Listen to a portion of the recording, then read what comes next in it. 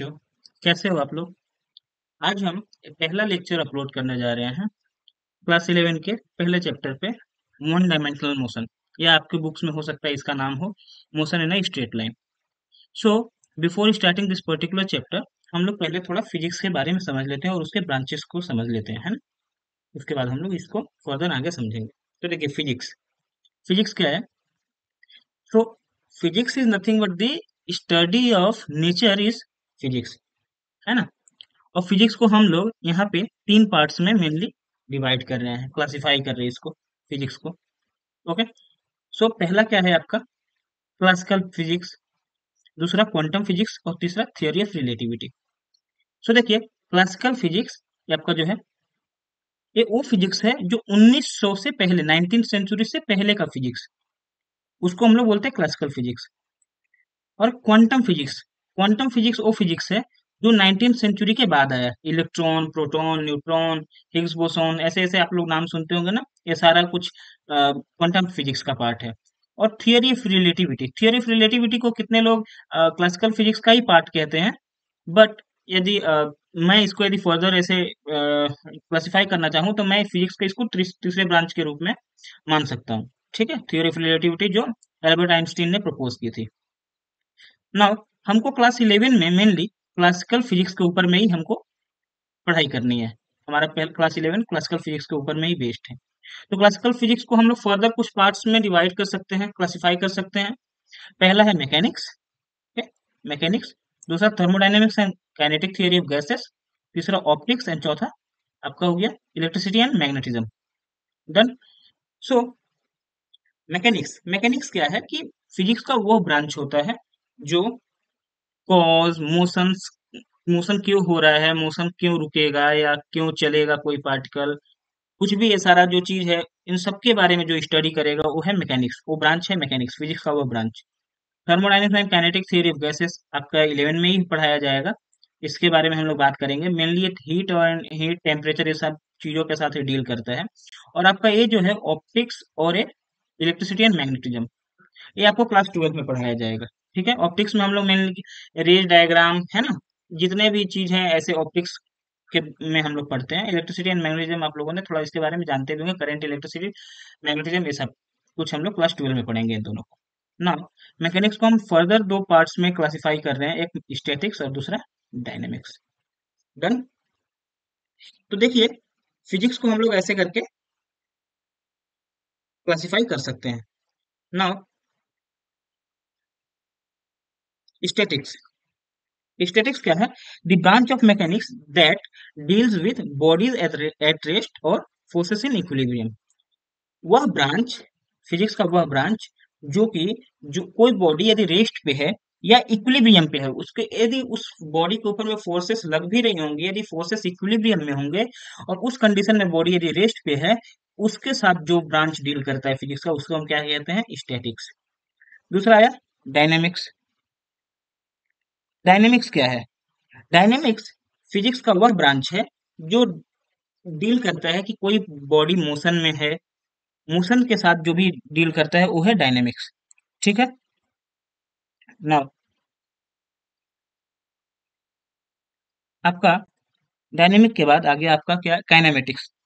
Kinematics kinematics वह branch है physics का जो कि बॉडी के मोशन के बारे में हमें बताते हैं, लेकिन उसके पीछे का क्या कॉज है उससे उसको कोई लेना देना नहीं है।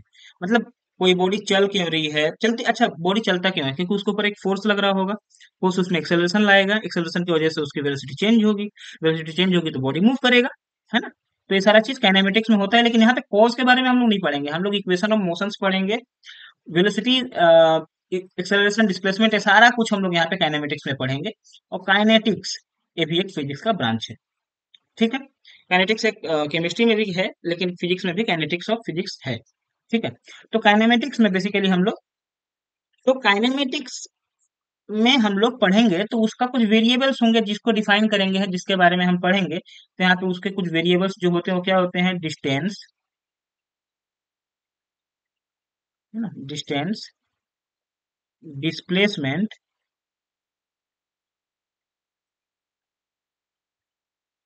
है ना, स्पीड, वेलोसिटी, एक्सेलरेशन, बहुत सारी चीजें हैं। ठीक है, उन सारी चीजों को हम लोग इसमें पढ़ेंगे काइनेमेटिक्स के अंदर में। सो अब चलिए हम लोग अपना पहला चैप्टर स्टार्ट करते हैं, जो कि है हमारा वन डायमेंशनल मोशन या motion in straight line. So motion, so motion in straight line, motion in one dimensional means that an object is traveling in a line or in a specific direction। मतलब मतलब ये हुआ कि आपका जो particle है, object जो है, वो किसी एक ही डायरेक्शन में मूव करेगा। है ना, आपको कोऑर्डिनेट में बता दूं, ये रहा।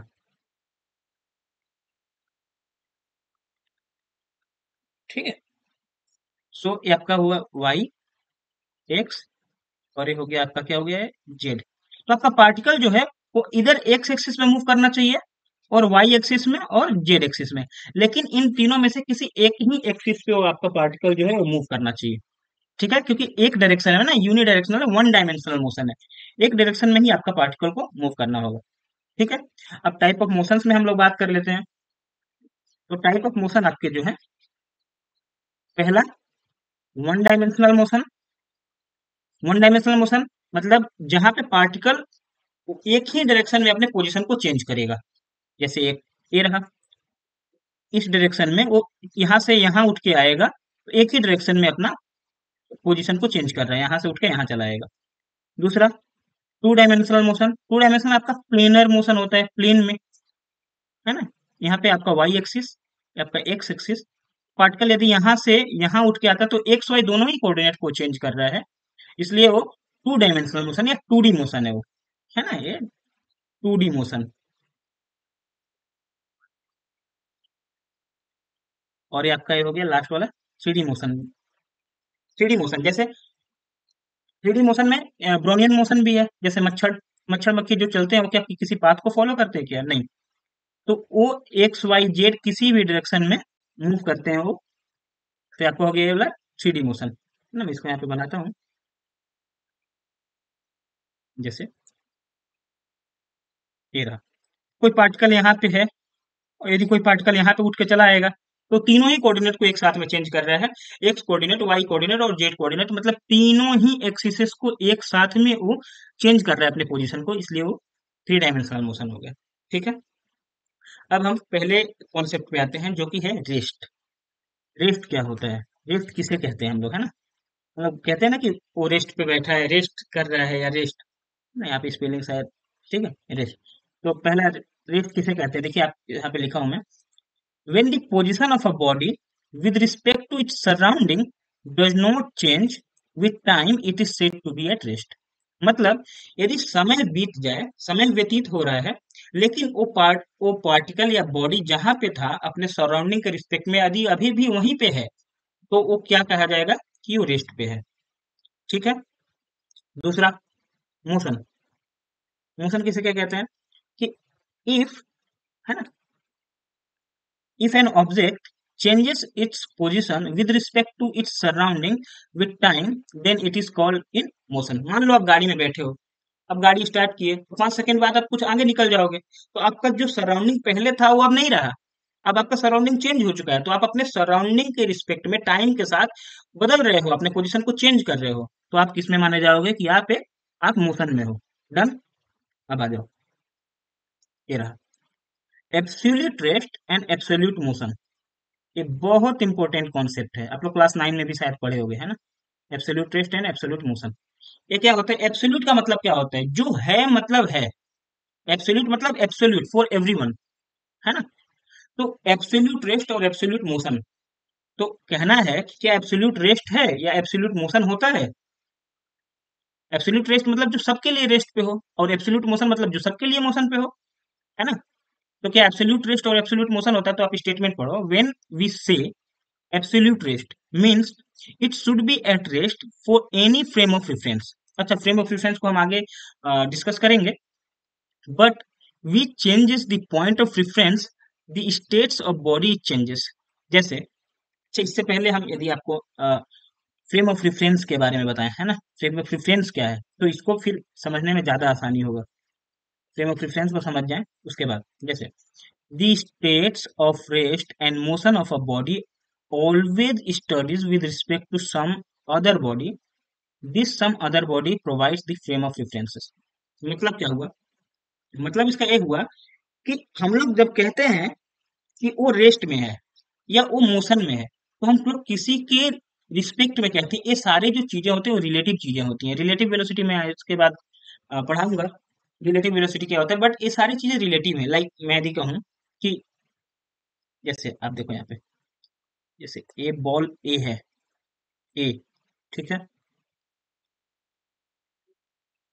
और a ball, sorry wait a minute, ठीक है, ए बॉल बी है, ठीक है, ठीक है, ए बॉल बी है, और एक और, ये सपोज करो ए बॉल सी है ना, सी है। तो एक बात बताओ, सी का पोजीशन क्या होगा? सी का पोजीशन क्या होगा? मान लो यहाँ से यहाँ तक 2 मीटर की दूरी पे है, 2 मीटर, है ना। अब मैं पूछूं कि सी कितने दूरी पे है, तो आप पहले हमसे पूछोगे कि किसके रिस्पेक्ट में बोलूं, ए से कितनी दूरी पे है या बी से कितनी दूरी पे है। यदि मैं बोलूं, आप बोलोगे कि बी से कितनी दूरी पे, तो 1 मीटर, और ए से कितनी दूरी पे, तो 2 मीटर। तो आप जो पूछे ना मुझसे कि ए की रिस्पेक्ट में या बी के रिस्पेक्ट में, जिसके रिस्पेक्ट में हम लोग किसी की पोजीशन के बारे में बता रहे हैं, उन पॉइंट्स को ही हम क्या कहते हैं? Frame of reference. उन्हीं पॉइंट्स को हम क्या कहते हैं? Frame of reference. ठीक है, क्योंकि यहाँ पे ए क्या होगा? Frame of reference. बी क्या होगा? Frame of reference. हम किसके रिस्पेक्ट में बात कर रहे हैं? तो वही यहाँ पे absolute rest and absolute motion में क्या चीज है? एब्सोल्यूट रेस्ट मतलब कि हम लोग कह रहे हैं कि कोई यदि रेस्ट पे है, जैसे आप और यदि आपके फ्रेंड एक ही घर पे बैठे हो, एक ही घर में बैठे हो, तो आप आपके फ्रेंड के रिस्पेक्ट में किस में हो? रेस्ट में हो, क्योंकि ये 1 घंटा हो जाए या 2 घंटा हो जाए, यदि आप नहीं वहां से मूव कर रहे हो, तो आपके रिस्पेक्ट में, आपके फ्रेंड के रिस्पेक्ट में आप हमेशा रेस्ट पे ही हो। बट यदि कोई सन से आपको देखे, सन पे बैठ जाए, वो आपको देखे, तो आप कहाँ पे हो? आप अर्थ पे हो, और अर्थ मूव कर रही है ना। अर्थ तो मूव कर रही है, अर्थ तो रुकी हुई नहीं है। तो अर्थ जब मूव कर रही है, तो सन पे बैठा हुए आदमी को आप कैसे दिखोगे? मोशन में। अपने फ्रेंड को आप कहाँ दिखोगे? रेस्ट पे, है ना, है ना, यही ना हुआ। ये सोलर सिस्टम हो गया, यहाँ पे यदि अर्थ है ना, और ये हो गया आपका सन, सन हो गया। तो सन से, सन पे बैठा आदमी को तो आप मोशन में दिखोगे ना, और अपने फ्रेंड के लिए आप रेस्ट पे रहोगे।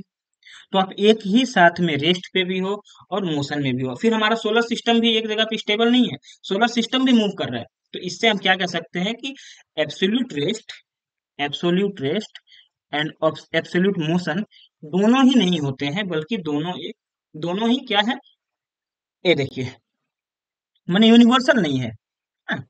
It means, it means rest is the universe apparent state. Apparent state है, आभासी है, मतलब हमें प्रतीत होता है, ऐसा पर्टिकुलर नहीं है कि हाँ ये रेस्ट पे है या कोई मोशन में है।